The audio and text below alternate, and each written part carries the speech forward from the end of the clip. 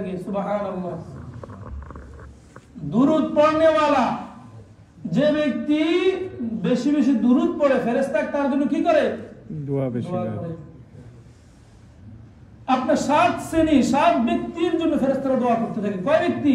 7 ব্যক্তি। 7 ব্যক্তির জন্য ফেরেশতারা সর্ব অবস্থায় দোয়া করতে থাকে। যারা ওযু অবস্থায় থাকে, যারা ওযু অবস্থায় ঘুমায়, তাদের জন্য ফেরেশতা দোয়া করতে থাকে। সুবহানাল্লাহ বলেন না? সুবহানাল্লাহ।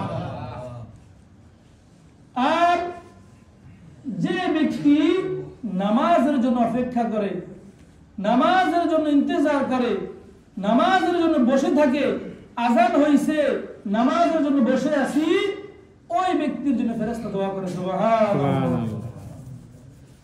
তারপরে যারা মসজিদে এসে প্রথম কাতার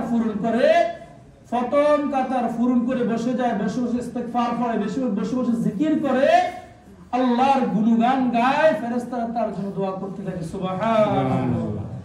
তো সামনের কাতারে বসার ফজিলত আছে কিনা? আগে আগে মসজিদে আসার ফজিলত আছে কিনা? যে ব্যক্তি সর্বপ্রথম মসজিদে আসবে, আল্লাহ সুবহানাহু ওয়া তাআলা তার নামে একটি উট কুরবানি করার সওয়াব দিয়ে দেবেন সুবহানাল্লাহ। সে যদি আগে মসজিদে এসে সামনের কাতারে বসে যায়, সে উটের সওয়াব পাইলো এবং ফেরেশতারা তার জন্য দোয়া করতেই থাকলো সুবহানাল্লাহ। আপনার সম্মান দেওয়ার মালিক কে? আল্লাহ। ইজ্জত দেওয়ার মালিক কে? আল্লাহ। আল্লাহ সুবহানাহু ওয়া তাআলা। সামনের কাতারে যারা বসে তাদেরকে আল্লাহ তাআলা যাচাই করে, বাছাই করে, ভালোবেসে, পছন্দ করে ফেরেশতাদের মাধ্যমে এনে সামনের কাতারে বসা দিয়েছে সুবহানাল্লাহ।